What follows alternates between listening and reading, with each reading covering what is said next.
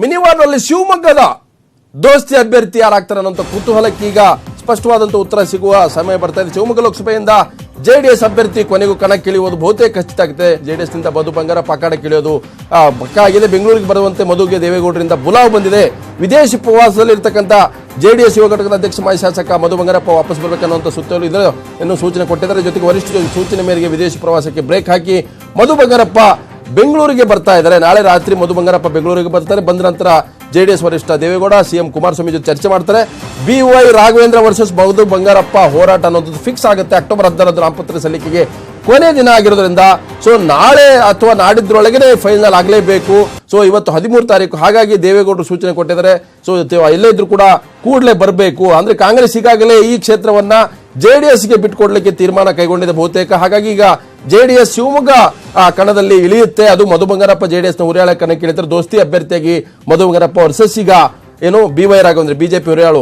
ಇದು ಬಹಳ ನೇರ ಹಣಾಹಣಿಗೆ ಎಡೆ ಮಾಡುತ್ತೆ ಶಿವಮೊಗ್ಗ ಲೋಕಸಭಾ ಉಪಚುನಾವಣೆ. ಈ ಬಗ್ಗೆ ಹೆಚ್ಚಿನ ಮಾಹಿತಿ ಕೊಡ್ತಾರೆ ನಮ್ಮ ಪ್ರತಿನಿಧಿ ಹೆಬ್ಬಾರ್.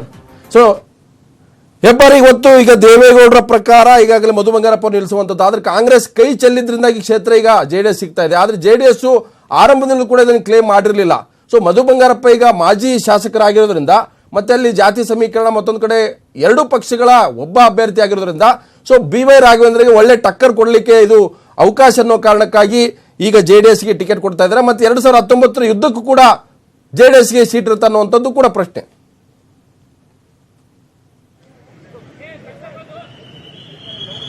ಖಂಡಿತವಾಗಿ ಹೌದು. ಯಾಕಂದ್ರೆ ಜೆಡಿಎಸ್ ನಲ್ಲಿ ಹಿಂದೆ ನಡೆದಂತ ಮೀಟಿಂಗ್ ನಲ್ಲಿ ಲೋಕಸಭಾ ಚುನಾವಣೆಗೆ ಯಾರ್ಯಾರು ಅಭ್ಯರ್ಥಿ ಅಂತ ಹೇಳಿ ಅವ್ರು ಲಿಸ್ಟ್ ಮಾಡ್ಕೊಂಡಂತ ಸಂದರ್ಭದಲ್ಲೇ ಶಿವಮೊಗ್ಗಕ್ಕೆ ಮಧು ಬಂಗಾರಪ್ಪ ಅಂತ ಹೇಳಿ ಲಿಸ್ಟ್ ಮಾಡಿದ್ರು.